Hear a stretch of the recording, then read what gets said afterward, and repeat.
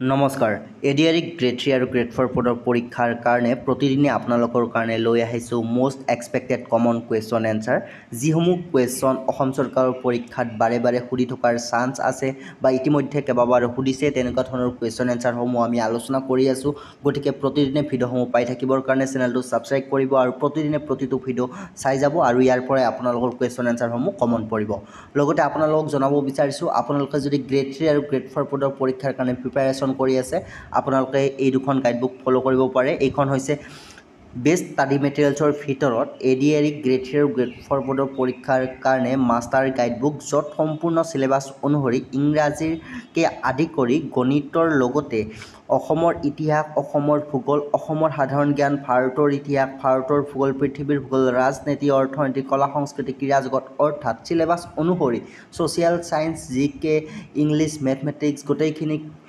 টপিকৰ question এনচাৰসমূহ আপোনালোকে লাভ কৰিব লগতে আপোনালোকৰ অসম চৰকাৰৰ যেহেতু পৰীক্ষা গতিকে এছাম জিকেৰ পৰা জিকে সিৰিজৰ ভিতৰত প্ৰায় 40% কুৱেশ্যন এনচাৰ থাকিব গতিকে অসম জিকেৰ সম্পূৰ্ণ টপিক সামৰি এইখন গাইডবুক প্ৰস্তুত কৰা হৈছে ইয়াতে আপোনালোকে লাভ কৰিব most expected 15+ selected question with answer for ADRE grade 3 and grade 4 পদৰ পৰীক্ষাৰ কাৰণে আৰু যিসমূহ এছাম জিকেৰ পৰা প্ৰশ্ন আহিব গোটেইখিনি কুৱেশ্যন আপোনালোকে ইয়াতে পাই যাব ইয়াৰে পৰাই কমন পৰিব যিসকলে এতিয়াও গাইডবুক দুখন ডাউনলোড কৰি লোৱা নাই ডাউনলোড কৰি ল'ব পাৰিব আৰু দুখন গাইডবুক আপোনালোকে একেলগে ডাউনলোড কৰিব খুজিলেও ডাউনলোড কৰি ল'ব পাৰিব লিংক ডেছক্ৰিপশ্যন বক্সত এভেইলেবল আছে আৰু এই গাইডবুক দুখনৰ লগত আপোনালোকে নৰ্থ ইষ্ট জিকেৰ PDF গাইডবুকখনো ফ্ৰীকৈ লাভ কৰিব অথবা আপোনালোকে বেলেগকৈ ডাউনলোড কৰি ল'ব পাৰিব যিসকলে ডাউনলোড কৰি লোৱা নাই ডাউনলোড কৰি ল'ব পাৰিব যোৱা বছৰ এইখন গাইডবুকৰ পৰা 60%তকৈ অধিক কুৱেশ্যন এনচাৰ কমন আহিছে গতিকে আপোনালোকে নিশ্চিন্ত মনে এইখন গাইডবুকৰ যদি প্ৰিপাৰেশ্যন কৰিব পাৰে যিসকলে ডাউনলোড কৰি লোৱা নাই এতিয়াও ডাউনলোড কৰি ল'ব পাৰিব ডেছক্ৰিপশ্যন বক্সত লিংক আছে আৰু মনত ৰাখিব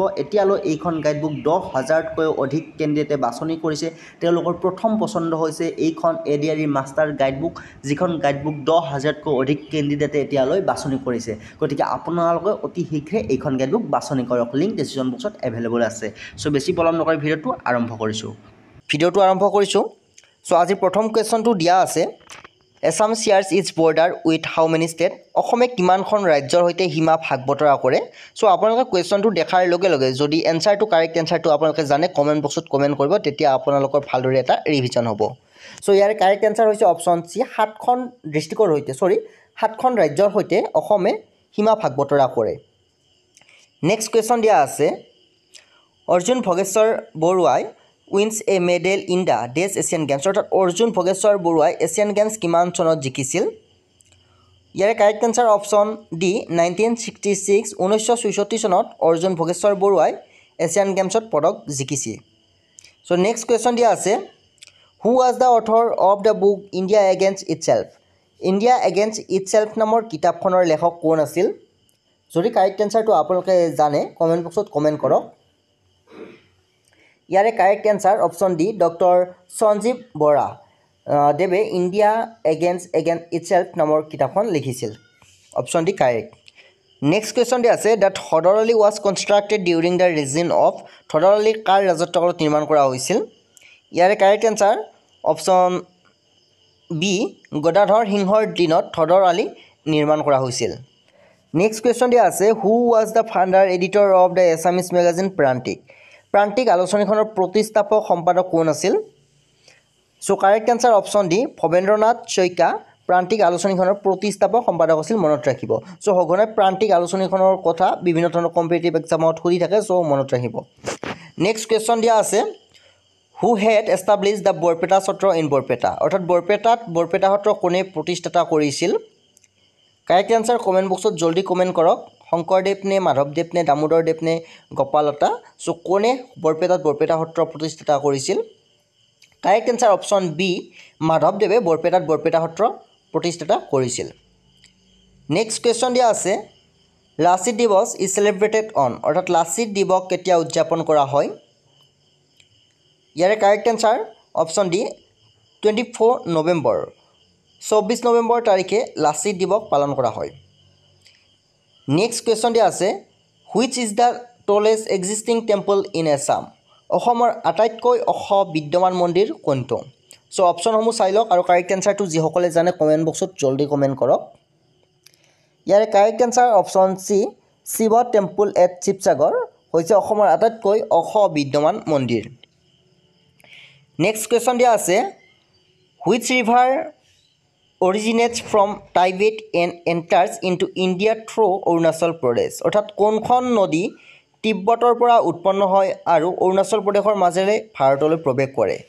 ইয়াৰে অপশ্যনসমূহৰ কোনখন নদী তিব্বতৰ পৰা আৰম্ভ হয় আৰু অৰুণাচল প্ৰদেশৰ মাজেৰে ভাৰতত প্ৰৱেশ কৰে। ইয়াৰে কাৰেক্ট এনচাৰ হৈছে অপশ্যন ডি, ব্ৰহ্মপুত্ৰ নদী তিব্বতৰ পৰা আৰম্ভ হয় আৰু অৰুণাচল প্ৰদেশৰ মাজেৰে ভাৰতত প্ৰৱেশ কৰে। চ' ইয়াতে আপোনালোকৰ বিভিন্ন ধৰণৰ কুৱেশ্যন হ'ব পাৰে যে ব্ৰহ্মপুত্ৰ নদীয়ে কোনখন দেশৰ মাজেৰে ভাৰতত প্ৰৱেশ কৰিছে, অৰুণাচল প্ৰদেশৰ মাজেৰে ভাৰতত প্ৰৱেশ কৰিছে আৰু ব্ৰহ্মপুত্ৰ নদী ক'ৰ পৰা উৎপন্ন হয়, তিব্বতৰ পৰা উৎপন্ন হয়। নেক্সট কুৱেশ্যন দিয়া আছে মাগধত ৱাজ ৰিটেন বাই। মাগধত কোনে লিখিছিল। ইয়াৰে কাৰেক্ট এনচাৰ অপশ্যন চি, কালিদাসে মাগধত লিখিছিল। নেক্সট কুৱেশ্যন দিয়া আছে দ্য আহোম দিৱস ইজ চেলিব্ৰেটেড অন। অৰ্থাৎ আহোম দিৱস কেতিয়া পালন কৰা হয়। Correct answer option D, 2 December. অৰ্থাৎ 2 ডিচেম্বৰ তাৰিখে আহোম দিৱস পালন কৰা হয় প্ৰতি বছৰে। নেক্সট কুৱেশ্যন দিয়া আছে in which year the Bodo Sahitya Sabha was founded. কোন বছৰত বড়ো সাহিত্য সভা প্ৰতিষ্ঠা কৰা হৈছিল। ইয়াৰে কাৰেক্ট এনচাৰ অপশ্যন এ, 1952। 1952 চনত বড়ো সাহিত্য সভা গঠন কৰা হৈছিল বা প্ৰতিষ্ঠা কৰা হৈছিল। Next question which one was the second film directed by Jyotiprasad Agarwala. অৰ্থাৎ জ্যোতিপ্ৰসাদ আগৰৱালাৰ দ্বাৰা পৰিচালিত দ্বিতীয়খন চলচ্চিত্ৰ কি। ইয়াৰে correct answer option B, Indramalati. আৰু প্ৰথমখন হৈছে জয়মতী, যিখন 1935 চনত মুক্তি পাইছিল চলচ্চিত্ৰখন, আৰু দ্বিতীয়খন হৈছে ইন্দ্ৰমালতী। নেক্সট কুৱেশ্যন দিয়া আছে who directed the Assamese film Shakuntala. কোনে শকুন্তলা চলচ্চিত্ৰখন পৰিচালনা কৰিছিল। ইয়াৰে correct answer option B, doctor Bhupen হাজৰিকাই শকুন্তলা চলচ্চিত্ৰখন পৰিচালনা কৰিছিল। চ' ইম্পৰ্টেণ্ট হয়, মনত ৰাখিব। নেক্সট কুৱেশ্যন দিয়া আছে the highest concentration of forest in the state of Assam occurs in. অৰ্থাৎ অসম ৰাজ্যত বনাঞ্চলৰ সৰ্বাধিক ঘনত্ব হৈছে। অৰ্থাৎ কোনখন ডিষ্ট্ৰিক্টত বনাঞ্চলৰ সৰ্বাধিক ঘনত্ব আছে। কাৰেক্ট এনচাৰ কমেণ্ট বক্সত কমেণ্ট কৰক জলদি।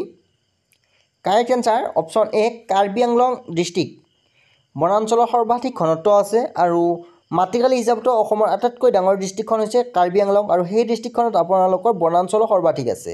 কিন্তু যেতিয়া জনসংখ্যা হিচাপত আটাইতকৈ ডাঙৰ ডিষ্ট্ৰিক্ট সুধিব তেতিয়া আপোনাৰ নগাঁও ডিষ্ট্ৰিক্ট হ'ব। নেক্সট কুৱেশ্যন দিয়া আছে who is the first Assamese women to win international gold medal in sport. অৰ্থাৎ ক্ৰীড়া ক্ষেত্ৰত আন্তৰ্জাতিক স্বৰ্ণপদক অৰ্জন কৰা প্ৰথমগৰাকী অসমীয়া মহিলা কোন। চ' আপোনালোকে সকলোৱে এই কুৱেশ্যনটো জানে। কাৰেক্ট এনচাৰটো কমেণ্ট বক্সত কমেণ্ট কৰক যে ক্ৰীড়া ক্ষেত্ৰত আন্তৰ্জাতিক স্বৰ্ণপদক অৰ্জন কৰা প্ৰথমগৰাকী অসমীয়া মহিলা কোন। ইয়াৰে কাৰেক্ট এনচাৰটো আমি নকওঁ, আপোনালোকে কমেণ্ট বক্সত কমেণ্ট কৰক কোনে প্ৰথমে ক্ৰীড়া ক্ষেত্ৰত আন্তৰ্জাতিক স্বৰ্ণপদক লাভ কৰিছিল।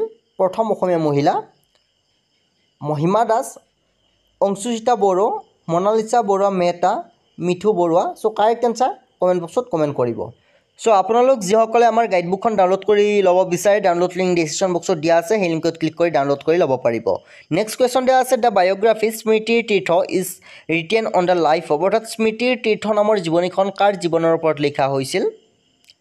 কাৰেক্ট এনচাৰ অপশ্যন ডি, নবীন চন্দ্ৰ বৰদলৈৰ জীৱনৰ ওপৰত স্মৃতিৰ তীৰ্থ জীৱনীখন লিখা হৈছিল। নেক্সট কুৱেশ্যন দিয়া আছে which one is the first team defeat by Assam in Ranji Trophy cricket. অৰ্থাৎ ৰঞ্জী ট্ৰফি ক্ৰিকেটত অসমৰ দ্বাৰা পৰাজিত হোৱা প্ৰথম দল কোনটো। Correct answer option B, Odisha হৈছে ৰঞ্জী ট্ৰফি ক্ৰিকেটত অসমৰ দ্বাৰা পৰাজিত হোৱা প্ৰথম দল। নেক্সট কুৱেশ্যন দিয়া আছে which district of Assam is also' known as the land of the সত্ৰছ।